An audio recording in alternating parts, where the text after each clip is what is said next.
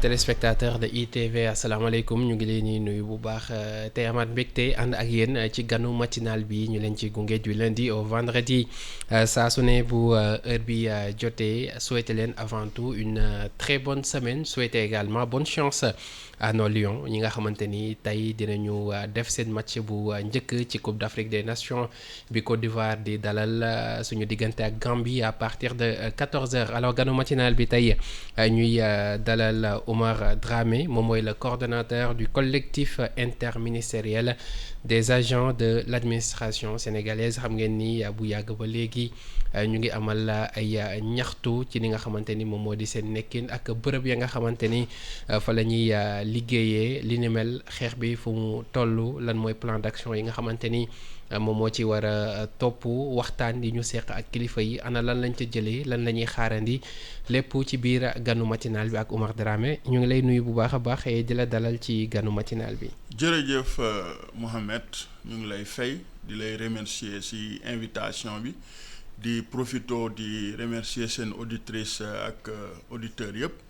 di vraiment aussi donc rejoindre la ci par rapport ak sa souhait bu nga def. pour nos Lions di ñaan yàlla vraiment yàlla may leen ndam ci seen premier match bu ñuy def tey contre la Gambie di am mbégte saa su ne donc di ñëw au niveau donc de iRadio ITV pour échanger donc ak les agents de l'administration di profito ci occasion bi di nuyu ñëpp donc di wax ne incha allah dinañu faram-fàcce par rapport ak suñuy point de revendication lan lañ na ma def suñ plan d'action loolu yëpp dinañ am occasion partager ko askan bi. justement yaa ngi koy wax léegi agent de l'administration mu mel ni bu yàgg ba léegi seen xol neexul lool de lan moo waral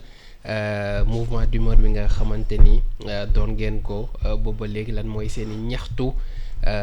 Parce que gis nañu ni jamono yee passé génnoon ngeen alerté ci difficile condition de vie ak de travail yi nga xamante ni moom moo ci nekk est-ce que mu nga ñëwaat ponk par ponk ci point yi nga xamante ni moom ngeen teg ci taabal yi ngeen di ñaxtu. voilà Mohamed donc ci point de revendication yi mun nañ ko donc xayma ci juróom-ñaari point donc bu ci njëkk mooy généralisation de l'indemnité de logement. parce que gis nañu donc ndàmpaay ci dëkkuwaay yi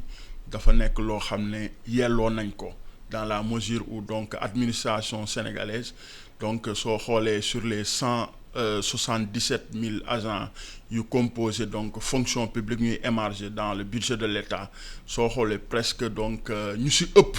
maanaam presque 90% am nañu ndàmpaay ci dëkkuwaay donc ñun ñu gis na ne loolu nag kumba am ndey ak kumba amul ndey la ci même administration mënuñu comprendre ñi jox leen donc indemnité de logement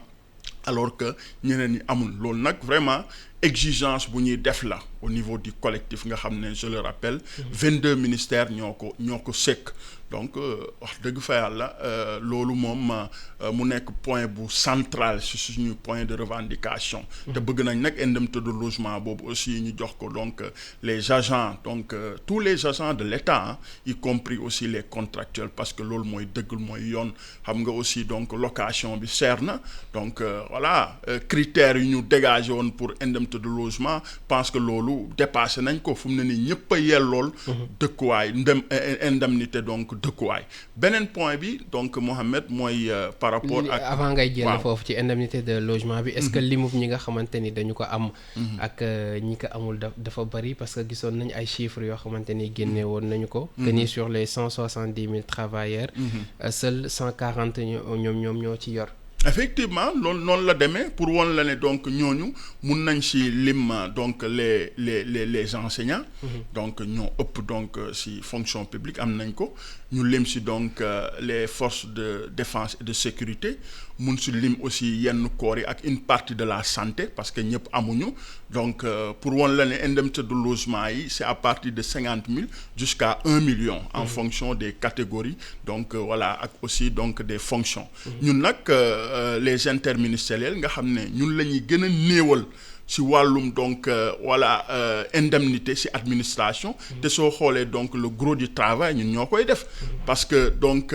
càppaandal nga ba donc jeexantal ba lépp loo xam ne processus buy doxal administration ñun ñoo koy doxal donc ñun dañoo am solo si administration suñ bankoon suñ loxo donc amul benn dossier boo xam ne dinañ ko traité parce que ba si donc ku si gën a ndaw chauffeur bi ba si président bi xam nga donc moom liggéey bu muy def xam nga su banquee loxom dafay impacté donc pour vous dire que ne politique publique yépp yu président di définir jaarale ko si premier ministre mu ñëw si ministre yi ñun ñooy donc doxal liggéey boobu pour vous dire que donc ñun dañoo am solo si administration donc vraiment donc qu'est-ce qui peut expliquer loolu noonu lan moo tax boobu ba léegi ci loo bi nga xamante ni boole woon nañu leen ngir jox leen seen i ndàmpaay ngir wàllu dëkkuwaay yi yéen mënu leen ci bokk lan moo mën a expliquer waaw xam nga donc parfois dans ce pays ñoo xam ne donc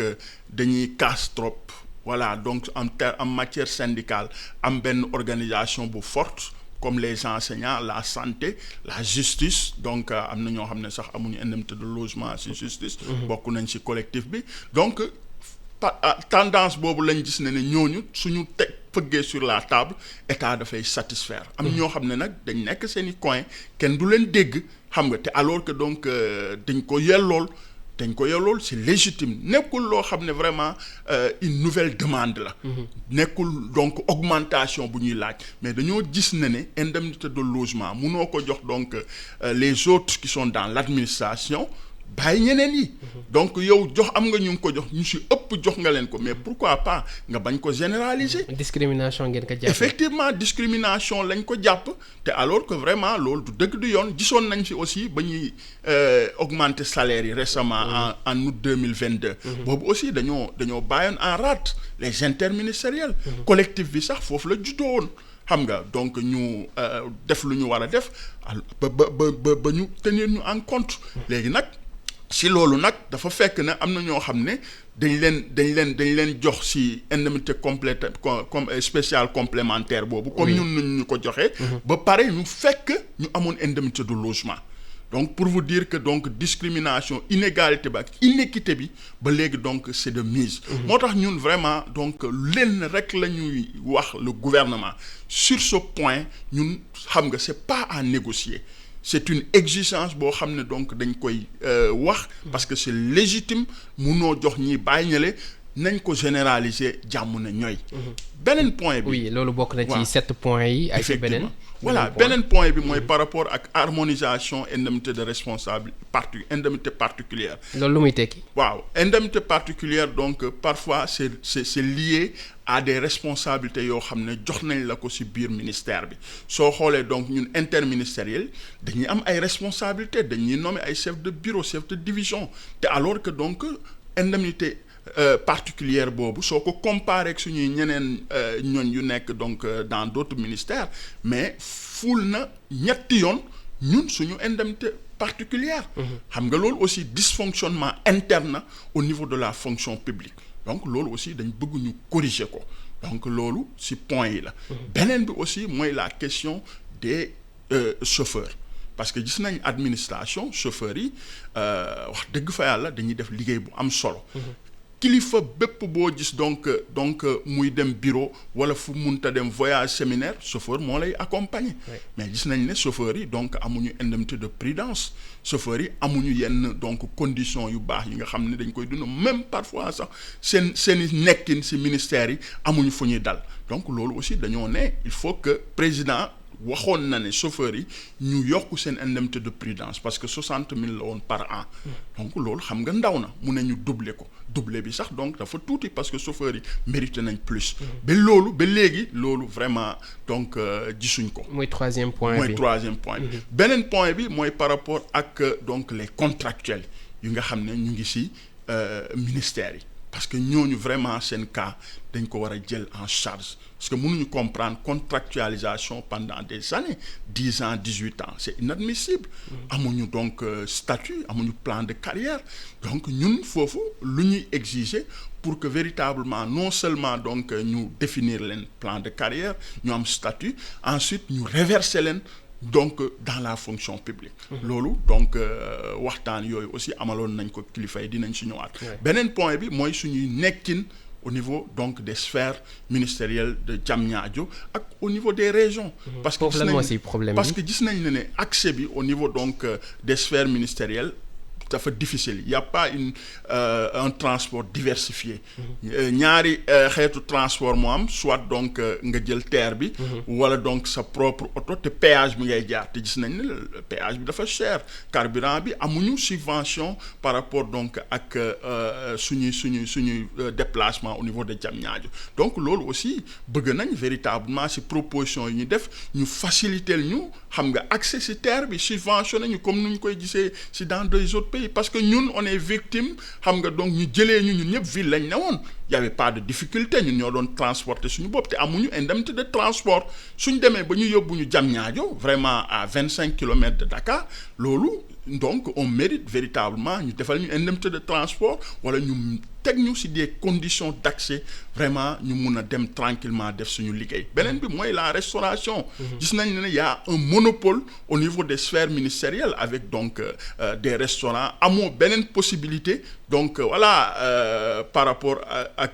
se restaurer ci restaurant yi rek ngay dem. des fois la qualité reste à désirer. xam nga loolu yëpp aussi ak tickets yi nga xam ne primature moo ñu koy jox à travers la digitalisation 20 tickets par mois loolu dafa tuuti en raison de 1000 francs te au minimum à Diamniadio le plat coûte 2000 francs. donc loolu aussi def nañ ci proposition pour ñu yokk donc tickets yi jëlee ko 20 yóbbu ko 40 wala 50. dernièrement aussi génne woon ngeen di ñaxtu. ci nekkin bi ngeen nekkee ci sphère ministérielle yi. parce que waxoon ngeen jafe-jafey clim technicien de surface yi nga xamante ne également ak société bi ñu doon liggéeyal dañu bankoon seen yoxo est-ce que problème boobu noonu réglé nañu ko. waaw problème boobu ba mu amee ba ñu génnee vraiment ñaxtu si wax si lu ñu si dox si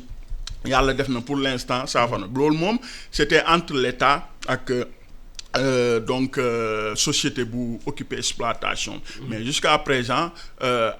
soit am na lu ci bëri lu ci lijjanteeku mais des na parfois ndox bi aussi. donc day compliqué. mun nga toog jusqu'à présent ndox bi parfois am na yenn niveau yoo xam ne donc du ñu am ndox. xam nga loolu su amee rek toilette yi donc dañuy am odeur nauséabonde loolu aussi foog ñu xoolaat ko parce que quand même suñu nekkul dans un environnement sain mënuñu def correctement suñu travail loolu yëpp ñu ngi ci woo état bi véritablement mu jël ci ay mesures. beneen point bi mooy dernier mooy septième bi mooy par rapport ak problème diplôme. reconnaissance. ak problème de corps au niveau de la fonction publique. oui voilà loolu aussi xeex bu am solo loo xam ne donc entamé woon nañ ko ba mu am début de solution par rapport donc ak habilitation yi nga xam ne ministère de l'enseignement supérieur moom moo koy joxe. xam nga habilitation yooyu nag fexe nañu ba donc signé woon nañu une vingtaine d'habilitations c'est-à-dire habilitation mooy école yi nga xam ne donc en ministère de l'enseignement supérieur da leen di reconnaître pour que véritablement yow soo amee diplôme à travers une formation donc ñu mun la reclasser nga mun a avancer dans la fonction publique. donc 20 habilitations yooyu signé nañ ko lu si woon problème bi mooy problème rétroactivité bi. parce que dañoo date d'effet de signature bi c'était en 2021 mais récemment aussi donc loolu aussi résoudre nañ ko léegi date d'effet bi c'est à partir donc de 2012 donc loolu am na solo maintenant des na aussi ñu signer waat d'autres habilitations pour mun a permettre les autres agents interministériel donc ñu mun a aussi avancer dans la fonction publique. donc pour vous dire que loolu da ngeen ci daxañoon li ñuy tuddee la rétroactivité. effectivement li nga xamante ni moom moo di date dépôt bi. effectivement loolu aussi est-ce que mën nga ko expliquer. waaw rétroactivité bi xam nga par exemple yow donc soo duggee fonction publique à une hiérarchie inférieure. par exemple avec le bac c'est la hiérarchie B4. nga ñëw donc jàng. ba à la licence. minimum par exemple à la hiérarchie B1. léegi nag yow nga déposer à la fonction publique lenteur administrative yi nga xam ne donc fonction publique doon am foofu yow du sa coobare parce que yow déposer nga à temps. imaginez donc yow lenteur administrative yow dina tax ba au moment où ñu lay reclasser loolu sax dañuy duggaale ci par rapport ak problème statut décisionnaire yi si point yi la bokk si côté reclassement statut et cetera problème décisionnaire yi gis nañ ne loolu aussi problème la parce que mënuñu comprendre dans une même fonction publique il y a des fonctionnaires yoo xam ne FNR la ñuy cotiser il y a des décisionnaires yi au niveau de la caisse de sécurité sociale alors que nous sommes des mêmes fonctionnaires loolu aussi dañoo ne statut donc par rapport ak décisionnaires yi nañ ko supprimer ñëpp doon fonctionnaire parce que yow imaginez à 35 ans lañ la wax ne soo ko dépassé yow mënatoo doon fonctionnaire te mun nga déposer ce dossier mu am lenteur administrative pendant 3 ans yow donc loolu du sa faute. Pourquoi donc ñu imputer par rapport à cette responsabilité le ministre de la fonction publique vraiment ñun parfois duñ ko comprendre te moom gis nañu lu bëri ci seen i sorties ñoom ngeen ni ŋàññi lan mooy seen wàllu ñoom ci jafe-jafe waaw xam nga fonction publique moo njaboote donc tous les travailleurs yoo xam ne donc dañuy émerger dans le budget de l'État donc par rapport ak suñuy reclassement suñuy avancement suñuy carrière fonction publique moo koy gérer donc loolu aussi vraiment am na ay début de solution yoo xam ne dañ koy rafetlu mais quand même le ministre doit être plus ouvert par rapport vraiment ak les préoccupations waxoon na fi problème statut des décisionnaires donc le plus rapidement possible dinañ ko soumettre par un décret au président pour ñu changer ko mais ba léegi depuis lors ba léegi amuñ ci information loolu aussi dañ ko war a baral parce que dafa am solo aussi par rapport ak suñ carrière par rapport ak avancement yi par rapport ak aussi avantage yi nga xam ne donc da ciy jóge loolu yëpp vraiment donc suñu xeex yi la bokk et ñun am nañu yaakaar ne donc voilà tant que satisfaire ñu suñu revendication du ñu bàyyi tey du ñu bàyyi ëllëg. waaw boobu ba léegi yéen a ngi wéyal li nga xamante ni moom moo di seen i ñaxtu jamono ji plan d'action bi fu mu toll ak lu ciy topp. waaw xam nga avant ñuy ñëw ci plan d'action bi war nañu wax ne kilifa yi dalaloon nañu. oui à savoir donc le cabinet du président. Le directeur du cabinet le ministre Matar Cissé avec son équipe les conseils techniques les conseils spéciaux ñu waxtaan par rapport ak suñu plateforme revendicative. Matar Cissé vraiment moom c'est un homme du sérail c'est un fonctionnaire un haut fonctionnaire de la République moom xam na lu ñuy dund parce que jaar na ci moom il a jugé légitime suñu revendication ñëpp sax ils ont jugé légitime parce que ñun on ne réclame pas de nouvelles choses ñun lu ñuy réclamer mooy vraiment inéquité bi. xam nga donc ñu corriger ko. Voilà donc moom il a jugé nécessaire que c'est légitime il va en parler avec le président ce qu'il a fait xam nga après président sax bëggoon nañu recevoir maintenant à un certain moment donc affaire mujjewul réussir léegi nag Matar Cissé en conseil des ministres il a posé le problème le président a donné instruction au premier ministre pour mu recevoir ñu waxtaan suñu plateforme revendicative mais depuis le 23 ba léegi on court derrière cette audience avec le premier ministre amul benn retour boo xam ne am nañ ko te loolu vraiment donc ñun dañ koy ñaawlu parce que quand même les décisions présidentielles c'est à appliquer xam nga premier ministre certes il est donc candidat et cetera mais quand même l'administration est une continuité moom moo fi waxoon ne jusqu'au 2 ils seront là ils vont aussi donc respecter leur travail te ñun li ñuy ñaxtu c'est dans le cadre administratif c'est pas politique donc premier ministre président wax na ko nañu recevoir ñu xam aussi président lu mu ko wax par rapport ak suñuy revendication yi si loolu su loolu amul déjà aujourd'hui ñun dinañu def lu ñuy wax dépôt de demande de marche à la préfecture de Dakar tey nii tey après à 10 heures dinañ ko def léegi nag demande de marche boobu nag donc ça sera le samedi prochain loolu nag donc ñu ngi wax préfet bi déjà présent di koy dànkaafu ne ko suñu déclaration parce que c'est une déclaration xam nga constitution moo wax ne soo amee li ngay ñaxtu nga def déclaration ñu ngi koy wax ne mu accordé ko parce que déposé woon nañu mu ne donc mu rejeté ko parce que problème de mobilité et cetera lay te loolu ay alibi moo tax donc vraiment ñun dinañu def suñu demande déposé tey après dinañ def déclaration à l'issue de la demande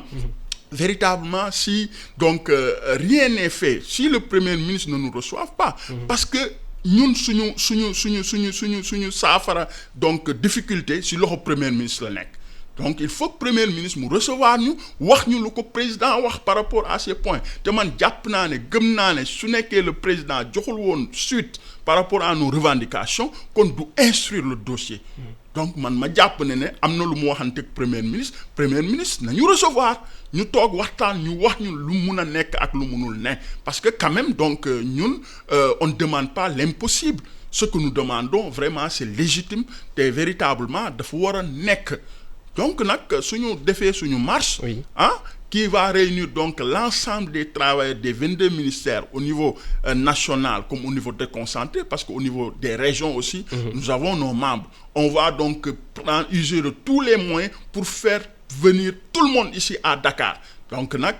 à l'issue de ça nag si rien n'est fait parce que bëgg nañu mobiliser lu mot 3000 personnes xam nga donc pour la marche maintenant nag si rien n'est fait après la marche nous allons passer à la vitesse supérieure, c'est-à-dire mooy faire une grève générale pour paralyser l'administration sénégalaise. yéen seen grève générale lan la mën a jur tey lan mooy mën a nekk conséquence boo ñu ko tënkalee ci une minute. Mohamed conséquences yi day jéggi dayoo parce que comme nu ma la ko waxee ñun ñooy nekk